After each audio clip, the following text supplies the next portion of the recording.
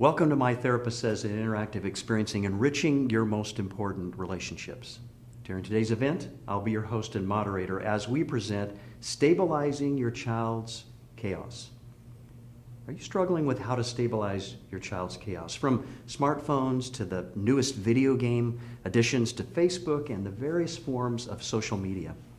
Children today are facing unprecedented anxiety-producing forms of communication and interactions, often including bullying. As an adult student of children's development health, children with adequate emotional and spiritual nurture tend to enjoy more well-adjusted adult living, while those exposed to severe childhood experiences often struggle as adults. Dr. Joe Price, a developmental scientist and professor in the Department of Psychology at San Diego State University, is with us today. He's also a research scientist at the Child and Adolescent Services Research Center in San Diego. His most recent research focuses on examining the effectiveness of the KEEP, Keep Foster Parent Training Program, which was funded by the National Institute of Health. This program of research is conducted in collaboration with many other well-esteemed social scientists. Dr. Price earned his PhD in child development at Purdue University and will present today's Stabilizing Your Child's Chaos.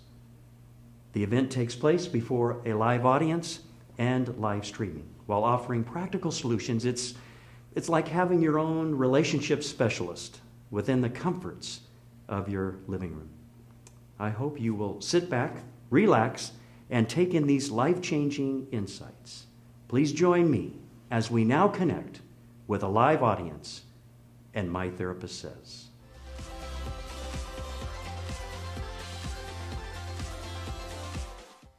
Well, once again, welcome to My Therapist Says, and this evening we're in for a treat with Dr. Joe Price. Dr. Price actually holds a PhD in child development from Purdue University.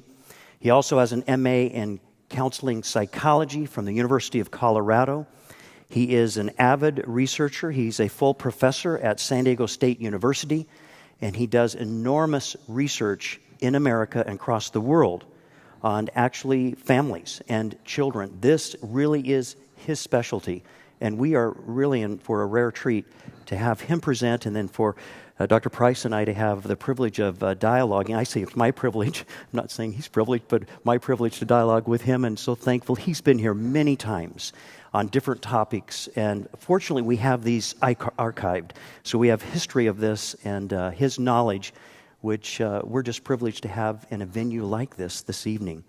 So Dr. Price is going to present this evening, and again, if you have your 3x5 card and you would like to go ahead and ask a question, would you just raise that in the air, and one of our hosts will come by and pick that up. So if you have a question that you have about chaos with children, that focus, if you would just raise that in the air, and we will certainly attempt to try to respond to that question. My Therapist Says was created as if you have a professional psychotherapist, medical doctor, others who really know relationships would be sitting with you in your living room and dialoguing with you. That's what's so unique. I don't know of any other venue that's doing this in the local church on an ongoing basis, and we do this once a month and have now for approximately 9 years.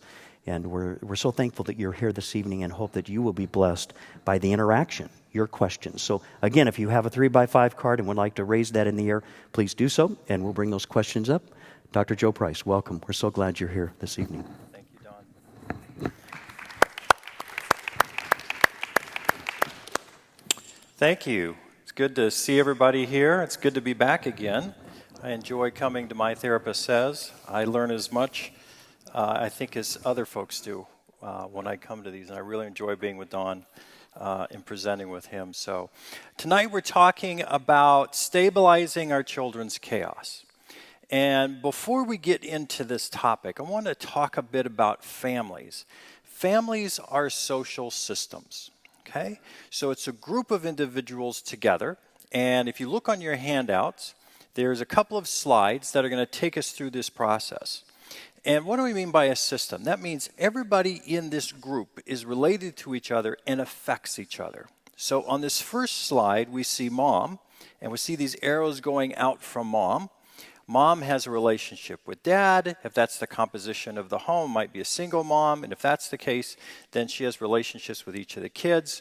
But in this particular slide, mom has a relationship with dad and each of these kids. And then this is a hypothetical family, so it has 3 kids. But notice that the arrows go both ways. So what that means is that she has a relationship with these individuals, and they also influence her. She influences them, but they influence her as well. And that's important to keep in mind. On the next slide, we see dad.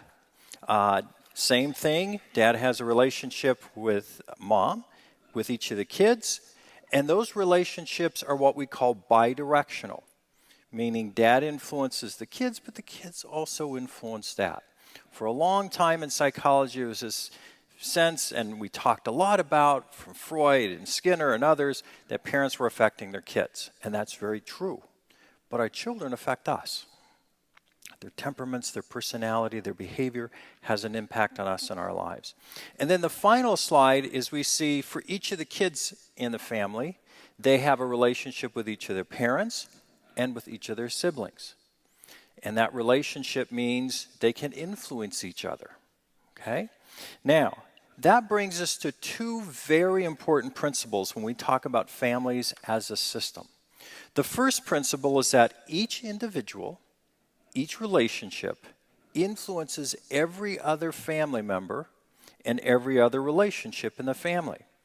So, in our family, we had 3 daughters. They're all married now, thank goodness. Oh, thank you, Lord. Great Christian guys, and we have 1 granddaughter. And so when our girls were growing up, we had 3 girls. I had a relationship with Sherry, and Sherry had a relationship with each of those girls. I had a relationship with each of them, but each of us influenced each other. My relationship with our oldest daughter, Kelsey, influenced other relationships and people in the home. Sherry's relationship with Nikki influenced other people and other relationships in the home. That's what it means to be part of a family system. The other principle is that a change or chaos, as we're talking about tonight, in any family member or in any relationship results in a period of what psychologists call disequilibrium or imbalance or chaos until the system adjusts to the change and reduces the chaos. So if you look at the next slide, if we have a kiddo in our family who's experiencing chaos, disruption, disorganization, who's it affecting? Everybody. Not just them. It's affecting everybody. Why? Because families are a system. We affect each other. And it goes both ways. So if that child is experiencing chaos, they're impacting their parents, they're impacting their siblings. And that's important to keep in mind tonight as we talk about chaos. That's why it's important to address the issue of chaos or disruption in an individual's life, because it spills over. It spills over into other relationships. It spills over into other family members. Okay, so we got that groundwork out of the way. That's important for us to keep in mind. Let's talk about some of the sources of chaos. And there's lots of them, and I just have a few here, but I want us to talk about some of the more common ones. So first, let's talk about at the family level. Economic stress. Not knowing where the next paycheck's coming from. Sometimes families struggle with, are we going to eat or are we going to pay utilities?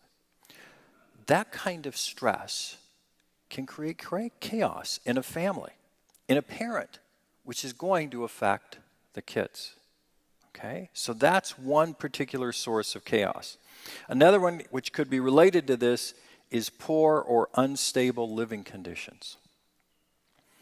Poor conditions where there's gunshots in the neighborhood, where it's an unsafe place to be, where the family's moving constantly.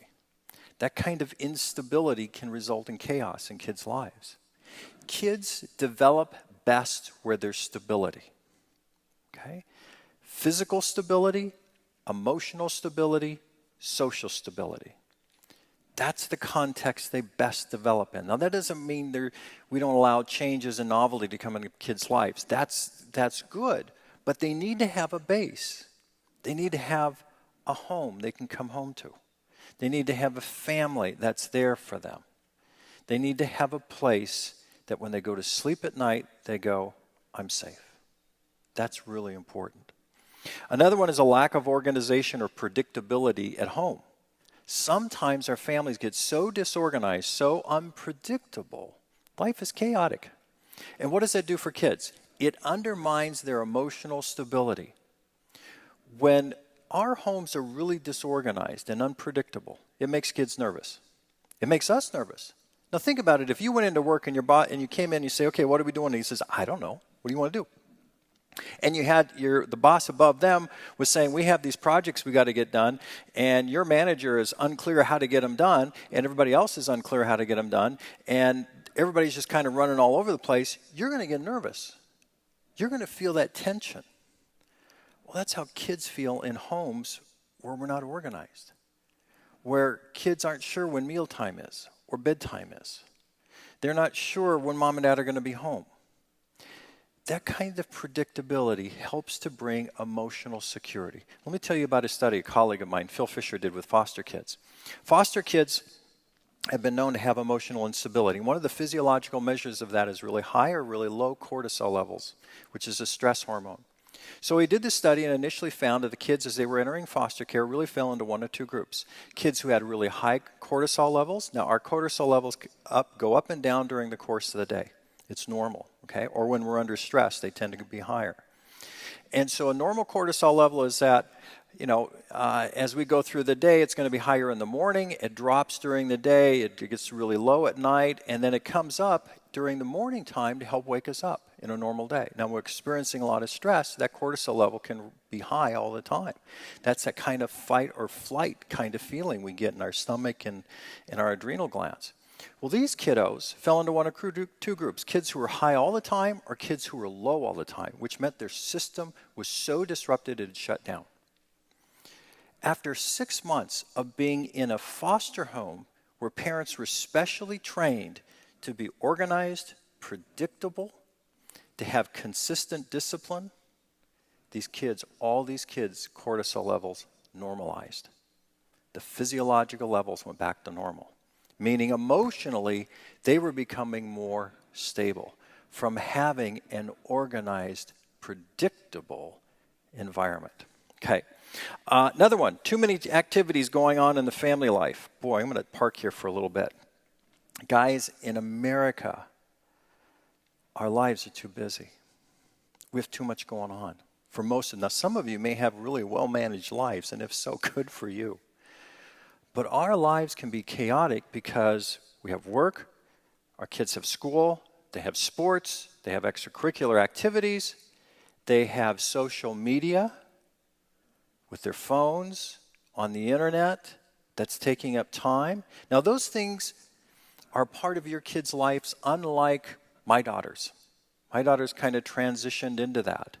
So you guys have some challenges there, helping kids to manage their social media, which can be a source of stress and chaos, particularly if they're spending too much time. Now, oftentimes, particularly for adolescents, Facebook and texting is an extension of their ongoing peer relationships, okay? But it can be overwhelming. It can be socially addicting. Where it becomes problematic is where kids start making comparisons, particularly on Facebook. There's a phenomenon called Facebook depression, where people become depressed because they're making comparisons with everybody else. And our kids can fall into that trap. And that can lead to emotional chaos in their lives. And so we have all these different sources of stress in our lives and busyness for our kids. They have school, they're texting, they're on the internet, they have sports, maybe they're working. There's all kinds of things that are going on. And as parents, we have to monitor that. And even us as ourselves, think about how our time is being used during the day. As Americans, we're too stressed. A researcher, Stephen Ilardi at the University of Kansas, I don't know if Don knew him or not, or at Lawrence, is one of the top researchers in the treatment of depression.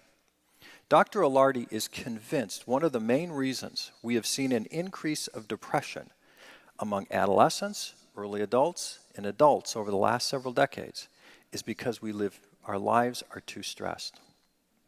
Our bodies and brains are not made for the modern world we've created.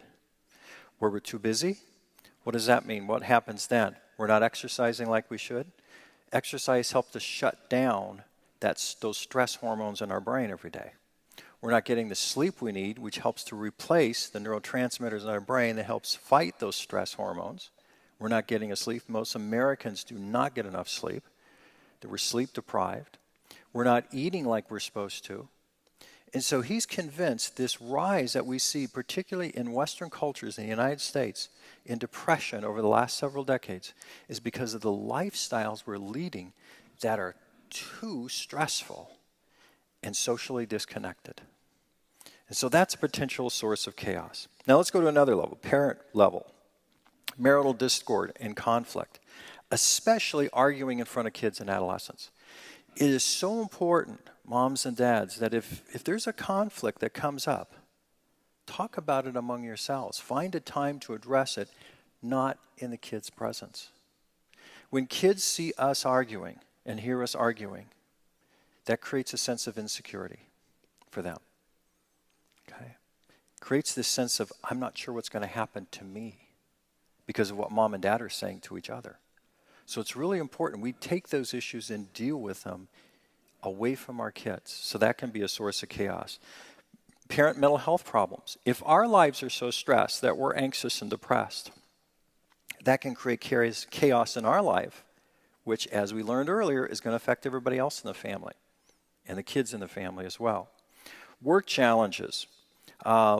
Stress we have at work with colleagues or what our boss is asking us to do. That can spill over to our kids and chaos there. At the child and family relationship level, inconsistent parenting.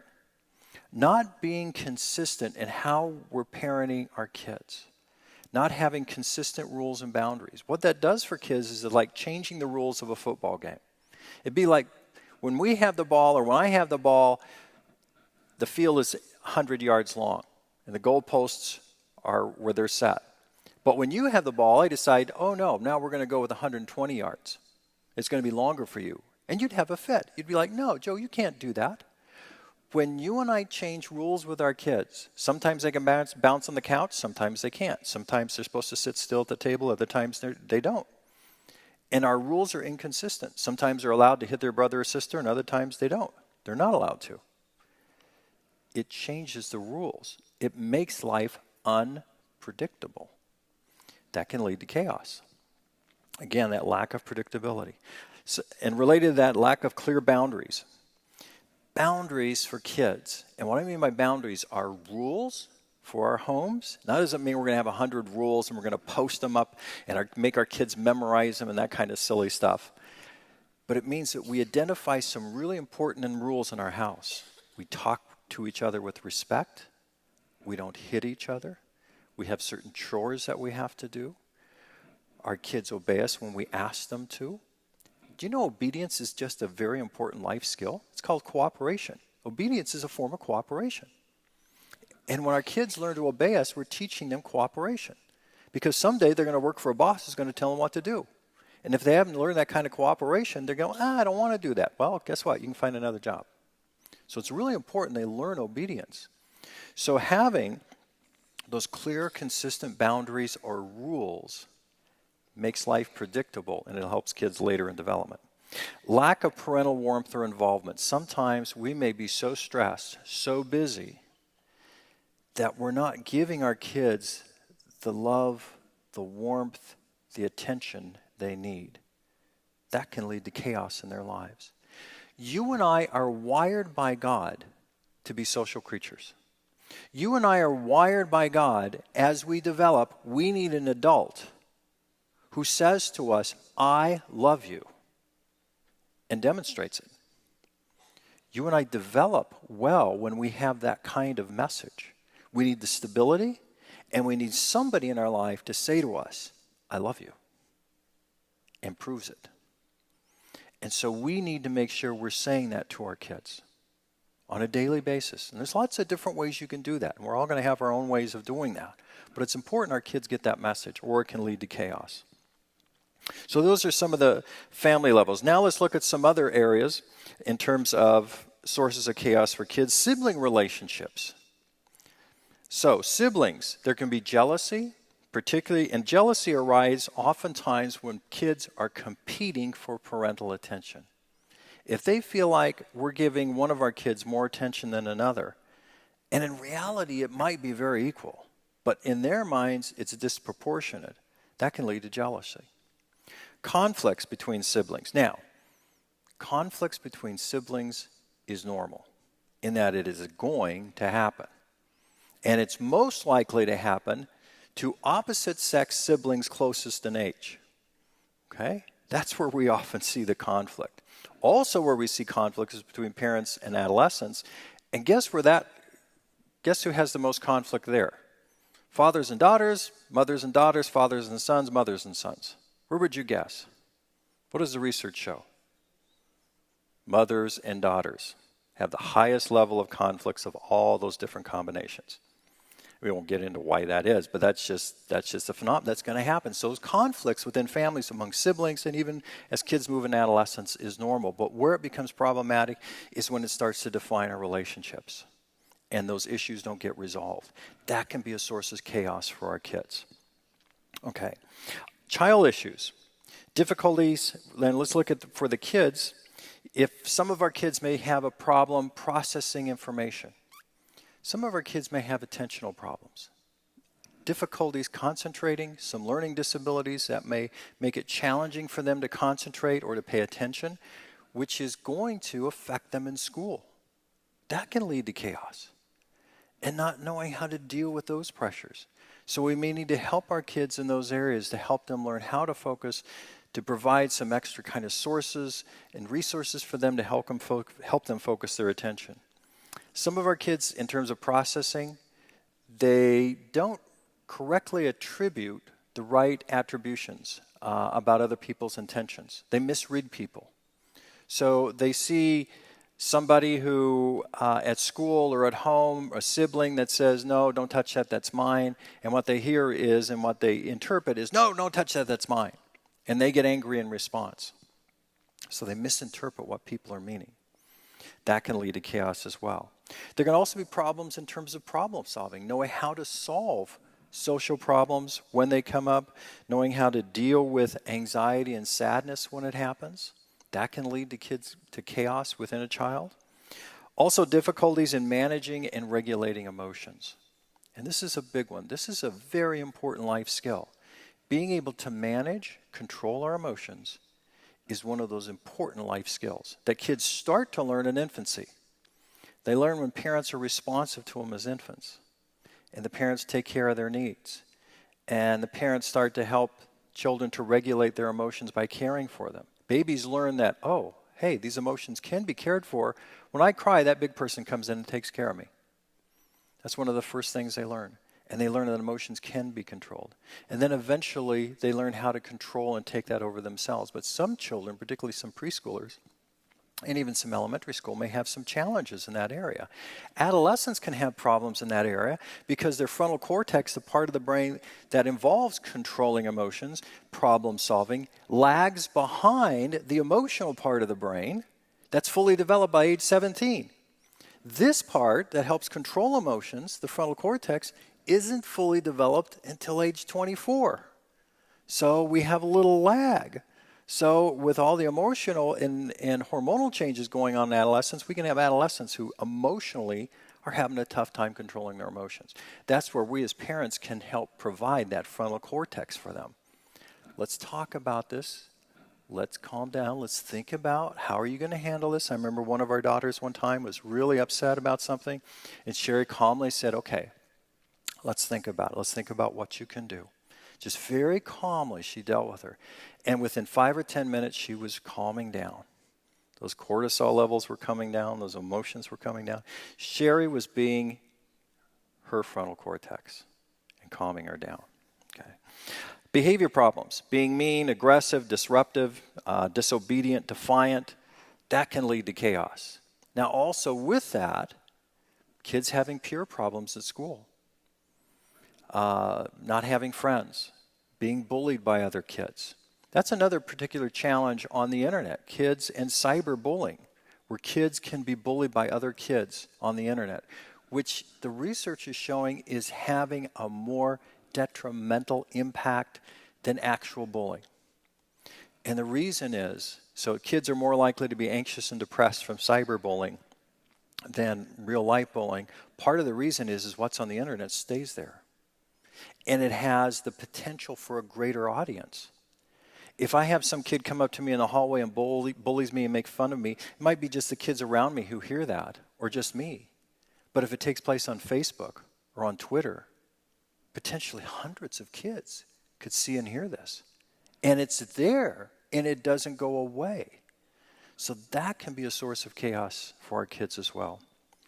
Okay, let's talk a bit about identifying some sources of chaos. How do we identify sources of chaos? Well, first of all, we need to get God involved in this. And you're thinking about, okay, Lord, where's the chaos in my family or my child? And you may not be real sure about where the origins are. This is where we go to God and say, all right, Lord, I need wisdom. Now, I'm going to read a verse that I often give in my parenting classes. It's James chapter 1, verse 2. My brothers, whenever you face trials of many kinds, chaos in our families, count yourselves supremely happy. You're thinking, no way, Joe, I'm not doing that. In the knowledge that such testing of our faith breeds fortitude or endurance. God will help us develop endurance through this. And if you give fortitude full play, you will go to a balanced character that will fall short in nothing. If any of you fall short in wisdom, now this is just continuation of if we face these trials, what do we do? If any of you fall short in wisdom, he should ask God for it, and it will be given him.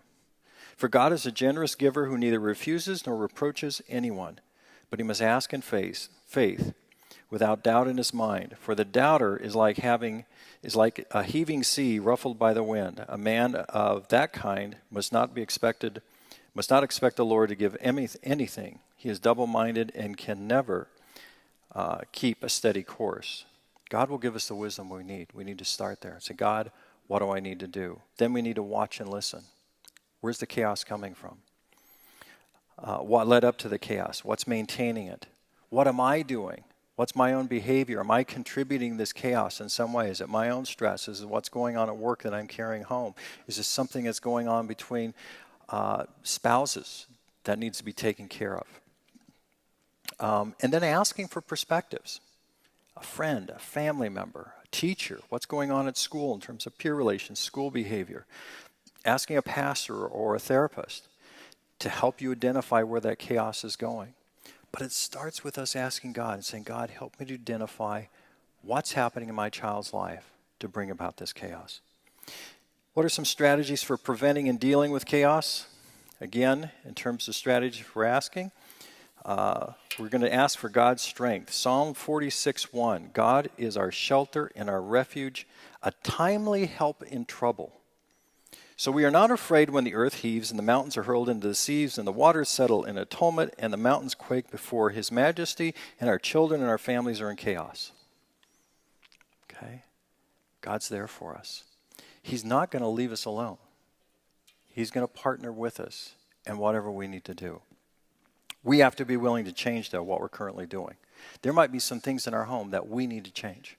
We need to change how our houses are organized. We need to change how our relationships are working within our home. We need to change how we treat our kids. We need to change how we're interacting with them.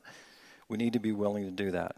We also need to be willing to simplify our child's and our family's life into what is essential. And say, are our lives too busy? Is there too much going on?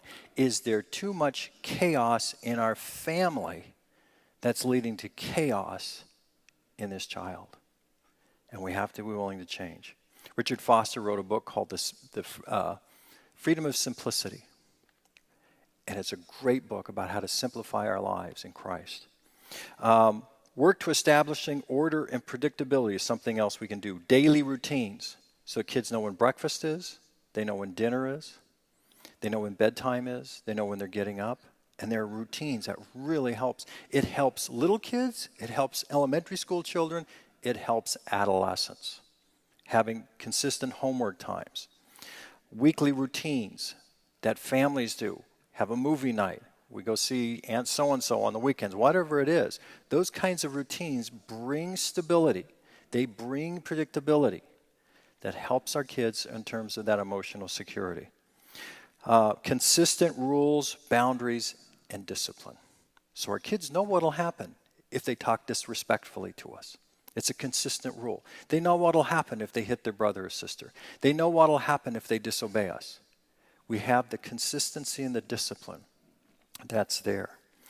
Attend to your child's positive behaviors. What does that mean? It means we're paying attention to what we want our children to do. So when our kids are doing things right, when they're managing their lives, when things are going well, when they obey you, pay attention to that. Thank you for obeying me. Thank you for not hitting your brother. I could see that you really wanted to, but you didn't do that. Thank you. Thank you for making your bed. Thank you for doing your homework. We don't pay enough attention to those kinds of things. Make sure we're attending to our child's needs, physical needs, emotional, making sure they're getting the warmth and affection. Some of our kids need the words. Some of our kids need a hug. It's going to be different for each of our kids. Intellectual, maybe the right balance of being challenged. Some of our kids are too challenged. Some of our kids aren't challenged enough. And then social time. Are they getting time with you and I? Guys, that is so important, that our kids have time with us. They gain a sense of security from us. It helps us also to get to know our children so that we know if chaos is going on in their lives. We use that family night. We use that game night. We use that supper time. We use that time playing with them to get to know them and find out what's going on in their lives. And then finally, make sure that we're tending to our own mental and spiritual health. Are we taking care of ourselves? Are we spending time with God daily? Are we spending time in His Word? Are we getting to know Him? Are we being strengthened by Him? Are we attending a church and a community that's taking care of our community needs, our relationship needs? Those are things that we need to take care of. So those are some of the things that we can do in terms of prevention. Now, it's time for questions. So, anyway, thank you for listening. Thank you. Dr. Price, thank you so very much. A man of great wisdom. I must say this again. I've shared this before. My wife, Robin, and I actually have consulted with Dr. Price and his lovely wife, Sherry, who's here this evening. They're both very, very wise people. And he is, Dr. Price is one person that I go to. And recently, we're wanting to set up a time. And recently, you're willing to do that. I'm very privileged, and so is my wife, Robin, to have this kind of not just high intellect, but wisdom and a heart for God. You rarely find that. Particularly in the academic world, there's a tendency to be so much into the brain and our thought processes that we can oftentimes leave out the precious presence of the Holy Spirit, God Himself, who wants to speak truth into us. And this is a wonderful topic, and we're going to dive into some questions and ideas. I'd like to move back, if I may, to some of the things that you were referring to when you were talking about the sources of pain. For children, and you were talking about Dr. Fisher and the cortisol stress levels that can develop, and of course and part of that can be in our adrenal glands, and that's where someone can be susceptible to actually illnesses and even catastrophic illnesses if we stay with cortisol levels too long. We're not allowing ourselves to actually stabilize ourselves, and even in the middle of the night or during the night. Having neurotransmitters develop that actually keep our body in more of the equilibrium, stable position, some of the things that you're referring to. So it's very important what you were talking about. We have a couple questions that came forward, and before we do, I want to just go to this concept, the concepts that you were talking about, right here. And that entailed this idea of predictability. I'll never forget the day that you and I were talking. We were talking, you and Sherry and Robin and I were at a restaurant, and you brought that concept, predictability, to the forefront. And I'll never forget that I've quoted you many times to university students where I teach frequently, and I quote your name, so I'm a much better teacher because of having been able to quote Dr. Joe Price in your research. But with that concept of predictability, and thinking of the system in which each of us exist, which you started tonight with, that we're all in a system, that who we are speaks so loudly that I can't hear what you're saying. Early on developmentally, because you were talking about the frontal cortex, and you were saying it's about age 24 that is more fully developed, and I believe you quoted this, and so did a neurosurgeon who was on the stage here. About 25 is when the brain really does fully develop. So we actually develop from our emotion, correct? You're the child development doctor, and that is from the back of the brain forward. And so oftentimes early on in childhood, children are picking up the emotion of us even if we're not saying it. Am I correct? I just wanted to bring that up. Am I correct? Oh yeah, absolutely. They can sense the emotions we're feeling. They're aware of that, and that can impact them whether they realize it or not. Yes. We have this ability in terms of empathy and these mirror neurons in the brain that if somebody's experiencing an emotion, we may feel that. So if our parents are stressed, if they're feeling angry or sad or depressed, kids see that, and it may impact them in a sense that they start to feel that emotion as well. Yes, and they're not aware why. Thank you. And so they actually absorb that emotion, whether or not we are intending to hide it or not. So if, say, I'm depressed or not feeling well, possibly a child, depending upon the age, of course, will, because of the mirroring neurons and the sense that they're absorbing emotion earlier and then they're thinking more logically and abstractly later in life. What do we do as parents? I want to start with this question because of that. What do we do with parents, as a parent, if we're trying to hide the fact that we are fighting with that other parent, whether that parent be in the home or not? And we believe we're hiding it from them, and you suggested clearly that we not fight in front of children. That makes good sense because they're helpless. It'll lead them into a level of parentification. They're like a little parent that's having to deal with adult issues and yet incapable of doing so because of their emotional development level. So if I'm feeling depressed, let's be real practical with that. If I'm feeling depressed and I have my child around me or I'm around my child, would it be best to be more overt or covert? Like overt would say, well, Daddy's just not feeling well today, but I'm going to get better. And that's maybe why I'm a little, wouldn't maybe use the word sullen, but maybe not real happy today. Would it be best to do that, or would it be best to try to just manage my emotion and not talk about it with the child? That's a broad question because there's different ages of development. Sure. How would you respond to that? I think it depends. I think if the child picks up on it and says, Daddy, you look sad today. Yes. I think it's okay to say, today I am a little bit, but we're going to go ahead and we're going to play.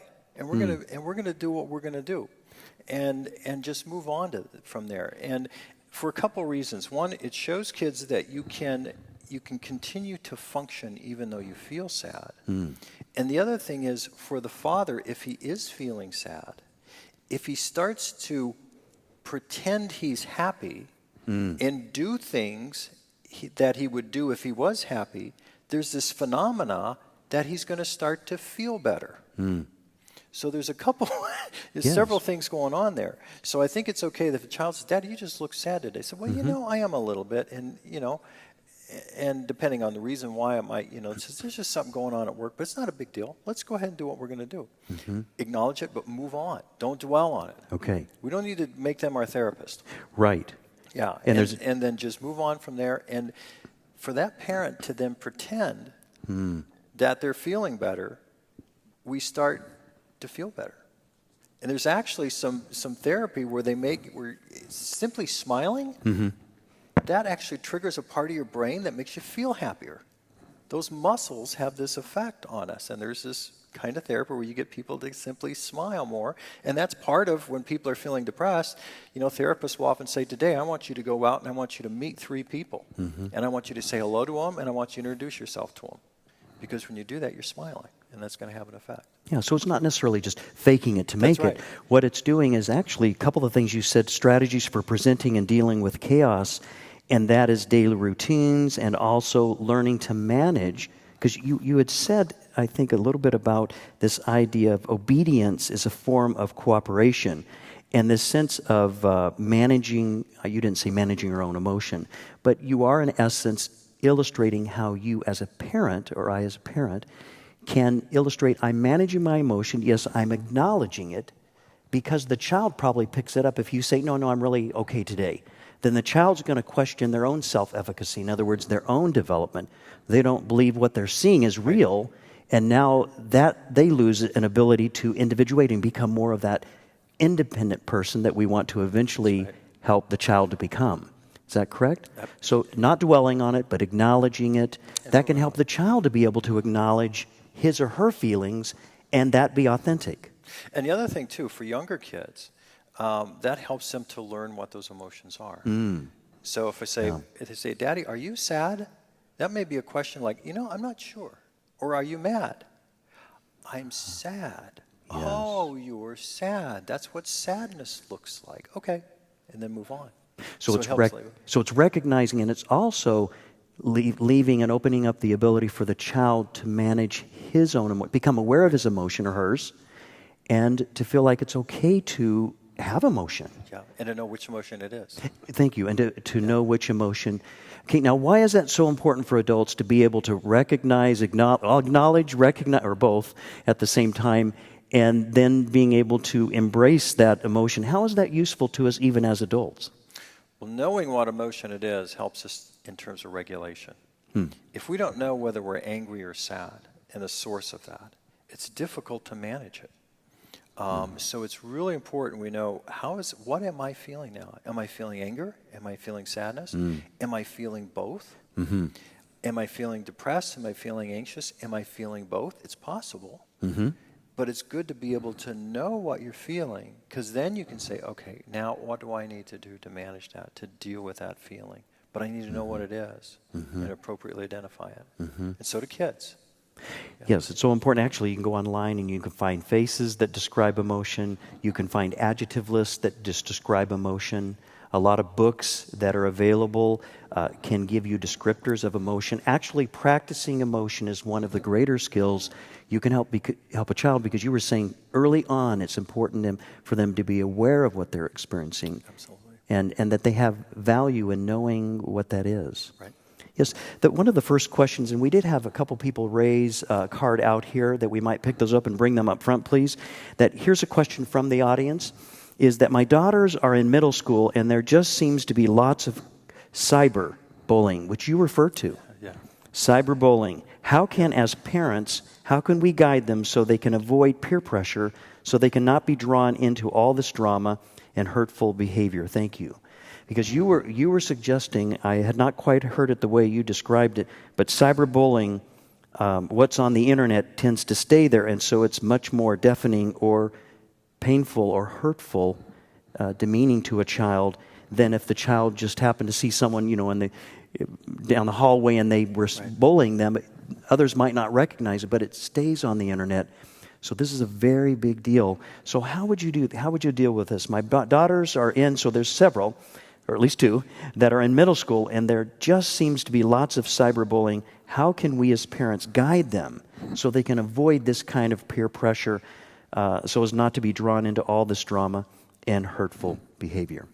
Well, a couple things. First of all, that kind of bullying takes place and took place before there was cyberbullying. So some of that kind of stuff takes place, particularly in girls' relationships. A colleague of mine, who's now passed on, Nikki Crick, studied what she called a relational aggression that often took place between girls. And it involved disparaging gossip about each other. And so that tends to heighten in middle school. But in terms of cyberbullying, what's important is to limit kids' exposure to that by even limiting the amount of time that they're looking at it and spending time looking at it. Because what can happen is they see, oh no, so-and-so said this about me. And then they're spending all this time reading that and focusing on that. And we don't want them spending a lot of time reading that and focusing on that. So we want to limit the amount of exposure to that. The other thing that we want to do is help our kids in terms of the relationships, the good relationships they do have, the friendships and peer relationships they do have, is emphasize those and help them in terms of spending time with those friends. Having close friends, is a protection from cyberbullying. Kids who have friends are less likely to be bullied. And it also creates a sense of support within that peer group. So if you're a kid who has friends, close friendships, and those friendships are being nurtured, and the parents are helping to nurture and support those. If you get cyberbullied or bullied from other kids at school, you're much safer.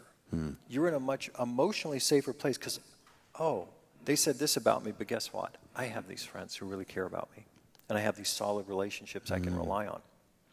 However, if I'm alone as a middle schooler, and I have very few, if any, friends, and I'm getting cyberbullied, then I really feel lonely and isolated and rejected. So it's limiting the amount of time that they expose themselves to reading that kind of material. And the other is really fostering the relationships that your kids do have in those friendship relationships. Because those friendship relationships are really important to help them get through this phase of development. Having close friendships is really key to middle school and adolescent development. And so as parents, when we see that our kids are forming relationships, particularly with kids that we think, ooh, that's a good kid we want our kids to be around, we want to foster that. Hey, why don't you have Emily over? Oh, let's go do something with Emily. Hey, we're going to go to Disneyland. Why don't you invite Emily?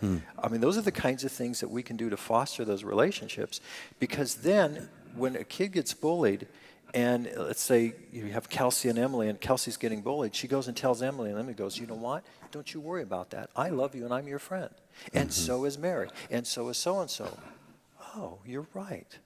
That helps to offset that. But then it's also important we're not letting our kids spending hours and hours reading that kind of material. We don't want them reading that. That's just ruminating online, and that's not helpful. You've said that a couple times, Dr. Price, and there's a tendency for that rumination to happen because if a person reads that and they're isolated, they're going to go back to it. Rumination means that you're cycling, and you can't like a little hamster that's going fast, but not very far, just in this little circle. And that rumination actually will change the brain of a child if they are ruminating, because it's establishing certain patterns. Just like we have muscle memory, if you're a tennis player, you have muscle memory. Actually, the brain begins to have muscle memory, and then that child begins to see him or herself in a very negative way because they tend to go back to that, and they're trying to read it and trying to figure out who they are at that point. So that's right. And I think the other thing, as you were talking, Don, I was thinking of something else we can do as parents, is that when we're aware of that happening to our kids, is to say, you know what, there are some kids, and I think this is okay to say to kids, and to say to our kids, you know what, there are some kids who do that because they're hurting. You know? And they say mean things, but oftentimes it's because they're hurting themselves. You know? And let's, as Christians, and this is an opportunity to learn forgiveness, let's pray for that person. Let's pray that God will help them in the hurt that they're experiencing. So rather than ruminating, we're now praying for that individual. And we're teaching God's love and forgiveness in that situation. But we're also doing the other things. We're limiting access to that material, and we're helping them to foster good relationships that helps to counter anything that these kids will say. Yeah, it's a wonderful skill. You tend to bring this in so well that when we turn to the Lord, we're actually building our self-esteem. Our ego mass strength, that's what can be whittled away when we're bullied. Like, well, maybe I am nothing, and maybe I am what they're saying, weak and a wimp or whatever it is. Worse than that, of course. That when we are turning to the Lord, we're actually gaining the self-esteem of God himself. And so it builds self-esteem into the child because bullying decimates. Or it can tend to decimate. Let's get even a little more practical with this whole idea, because you talked about Disneyland. You talked about, hey, let's get the friend and let's go do these things. Let's just real practically dive into that for just a moment, because some parents will ask me, well, really, I'm trying to do everything I can, but I can't seem to relate to my children. I wish I could do better at that. Like, for example, could it be that you might make a little room, and we can talk about this, a little room in the house that's actually for, if you have a room like the garage, or maybe it's a room where you even put a little name on it that this is Joni's playroom or fun room, and that she could bring her friends over to that room. Or you might have a place where you set up ping pong or something rather, that could be rather simple, something, or game room. So that child can feel like, I have a special place for my friends to come. Some research would suggest that the best place to care for your children is in your own home, and creating an atmosphere. I know that you and Sherry were very creative with your children. They raised, actually, by the way, they're beautiful young adults. Very healthy. So you have really an example of a father and a clinician in Dr. Joe Price, and he and his wife as well.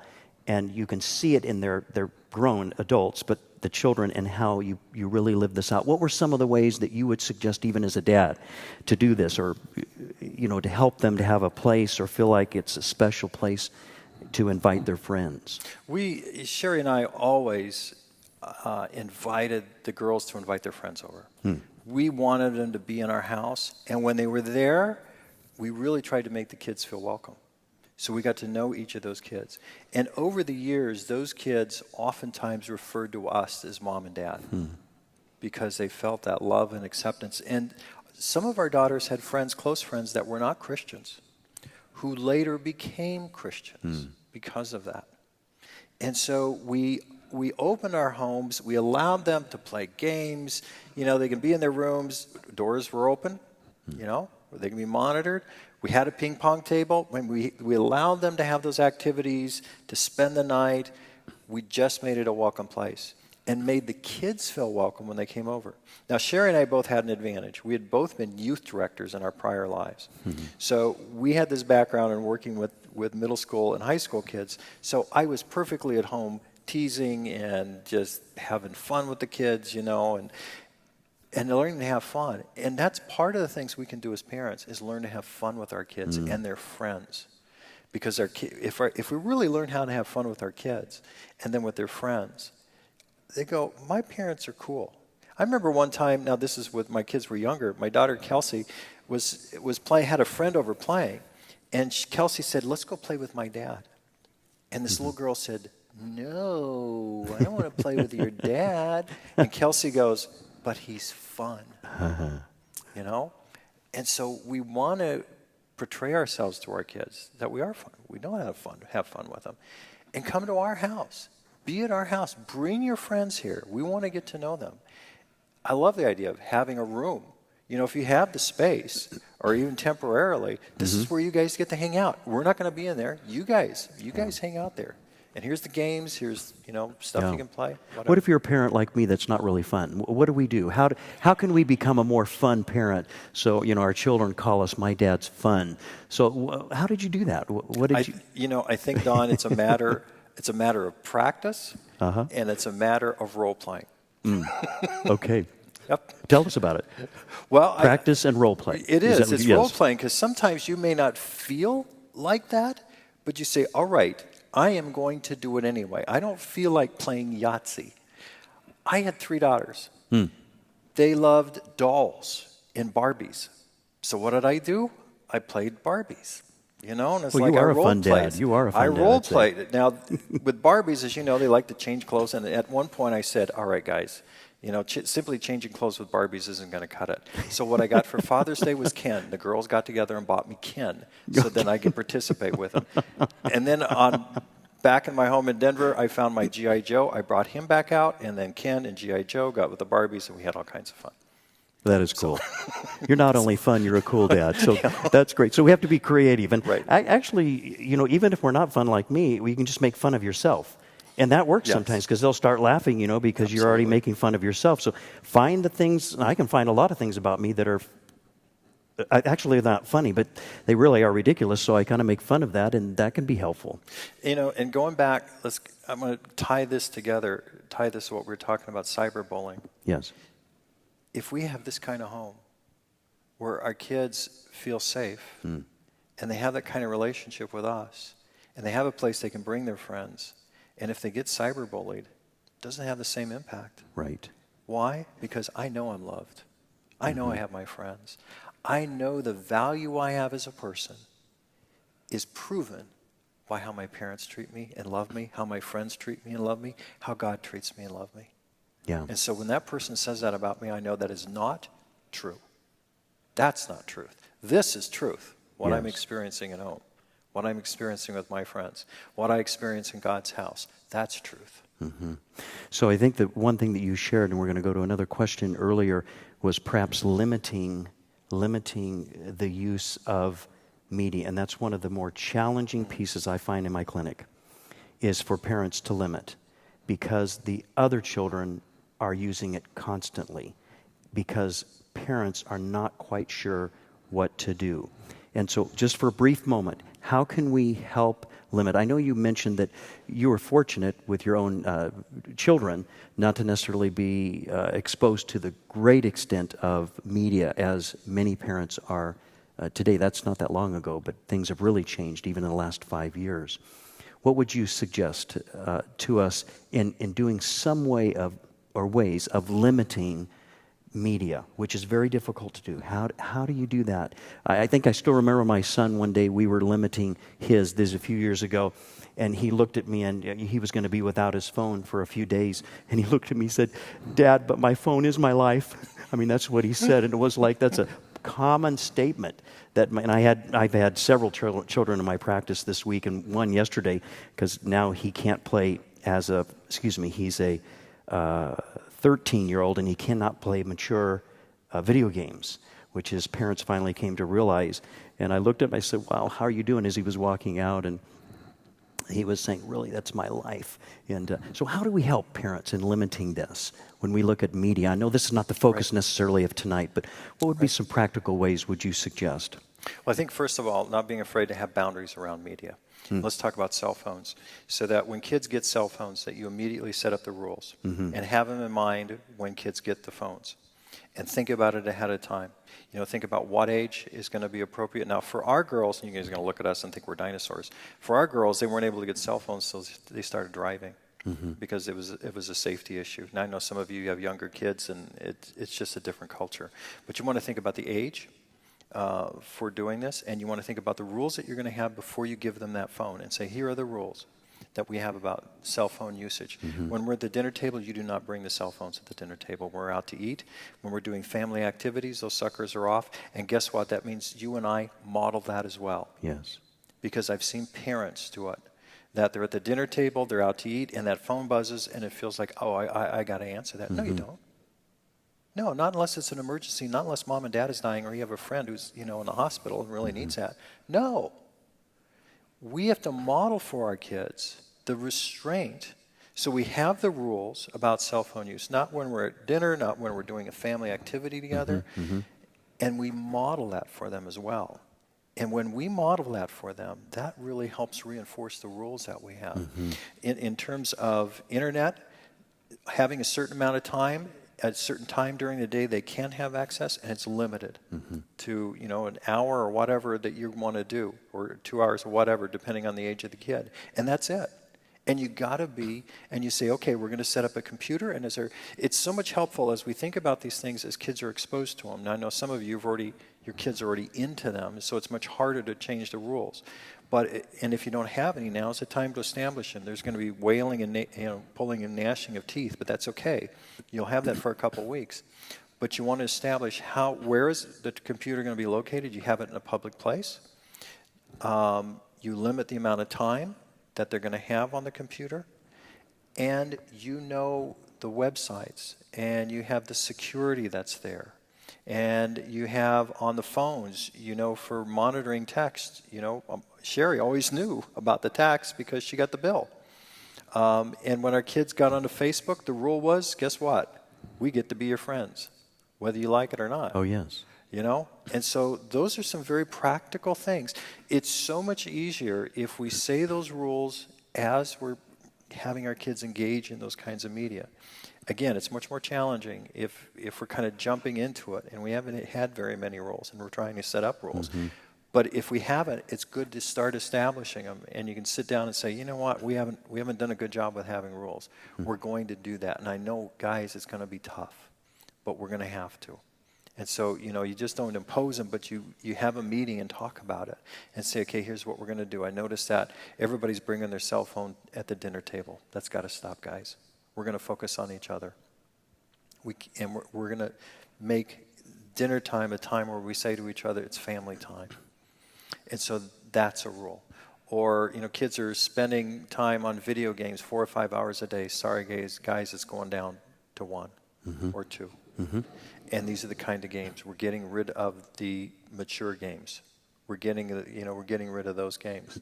And again, your kids may have, scream and yell or whatever, but it's better now than never. It really is. Yeah, just a little thought of. That's the predictability that you're Yeah. referring to. We're not aware, and I see this in parents, that is always amazing to me, and I had at least one this week, as we were talking about mature games and not realizing that cortisol levels go up. You were talking about Dr. Fisher and referring to that there's more depression because I'm adding this, there's more anxiety. Anxiety is anticipatory.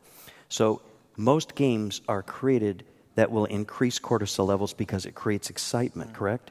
And that will engage you to want to do it more. So it's sort of like an addictive process. Addiction is like that I get very excited, cortisol levels go up, there's a high, then I'm heightened in my response to things because if I win this game, I get to go to the next. And so what happens with even mature games for a young adolescent, young development, even for adults, is they play a game where they're killing somebody, shooting somebody, stabbing, slashing, doing other things to what looks like a real person. To a young child, they're actually experiencing something as if it's really happening. But you coalesce and bring together the idea that you have pleasure when you're killing someone, that will change the brain of a child. So now you have the activity of high anxiety and actually killing someone and having pleasure at the same time.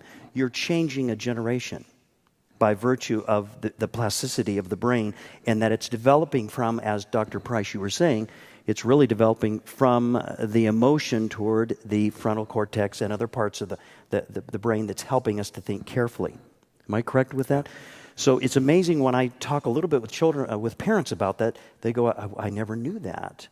And so it can be so damaging to coalesce, bring together pleasure and a heinous act, because it will change actually a child. If an adult does it long enough, according to theorists, it will change as well. But let's move to another question. The question is, our daughter, age 8, becomes sad and cries easy. Okay. What are some things that might be causing this, and how should we address it? So our daughter, age 8, you're the development specialist, age 8, Dr. Price, that becomes sad and cries easy. What are some things that might be causing this, and how can we address it? I think it's important to, when that happens, is to try to identify what led up to that. Was there a particular situation? Was it something somebody said that led up to them crying, feeling sad, or did it just come out of the blue? I mean, that's where we as parents got to become detectives, and we got to say, okay, what's the source of this? What's leading up to this? Asking our kids, even talking with them, well, what do you think's happening? Why are you feeling sad right now? Trying to get from them some information, but not just relying on what they're saying, but also seeing if we can get an idea of what might be happening at school. Asking the teacher, are you aware of anything that's going on? Are you aware of maybe something that a child said, or maybe there's some academic challenges, maybe there's some challenges in terms of peer relationships, maybe it's something with a sibling that might have triggered this. And sometimes with kids, something will happen at school, they come home and then later think about it, and then they feel upset. So that's where, trying to figure out what's happening, where we step back as detectives and listen and look and question our kids and say, tell me a little bit about why you're feeling this way. And they go, I don't know why. Then you're really going to have to try to search and be a detective and try to identify what the source is. And I'd look both in the home and outside the home.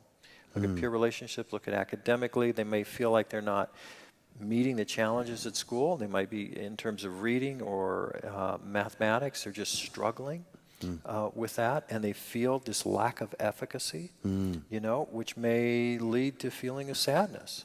And then they're not really sure why, but at school, when they go there and they can't read, or they're supposed to read in front of everybody else, they don't feel like they can do that. And that brings that sense of that lack of efficacy. And then when they get home and they start really thinking about that, and they think, oh, when Eddie looked at me, or so-and-so started laughing, they remember that, and then they start crying.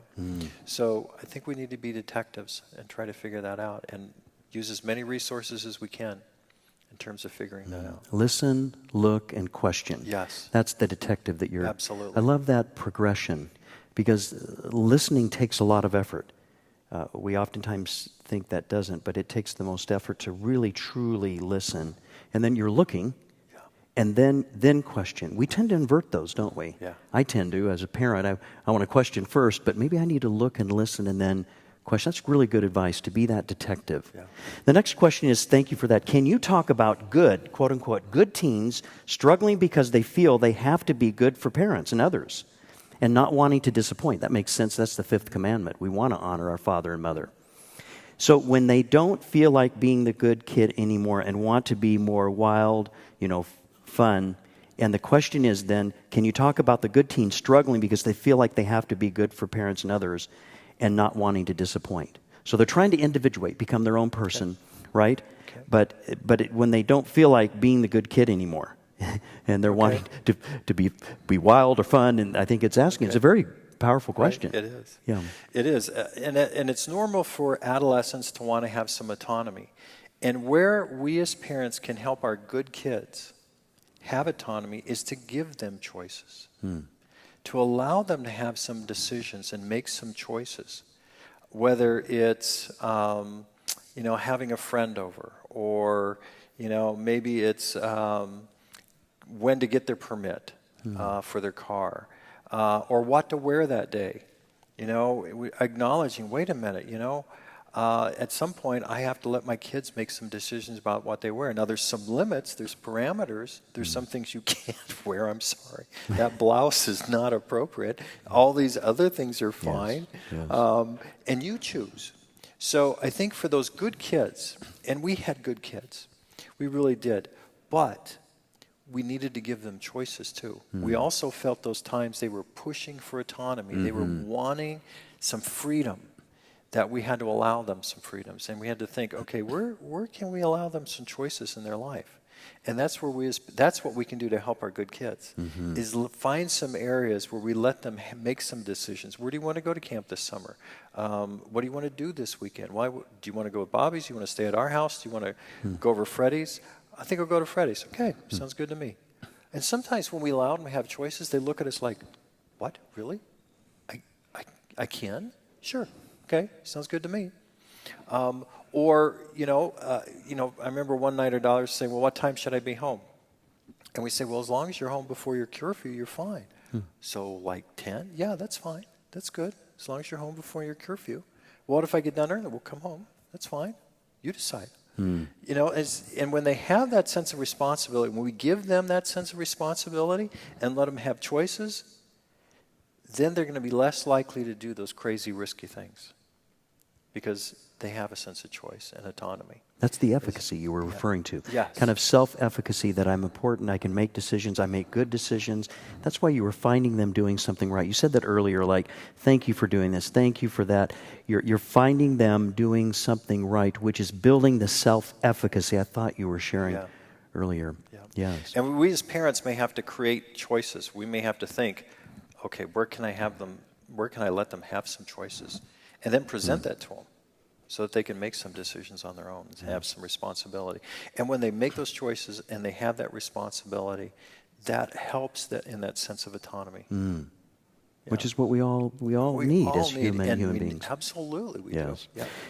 It's been a delight, Dr. Price, to have you here and to work with us on this topic. I know there are many people listening online, but also those of you here today, and we hope that you can come back again. You always bring tremendous insight.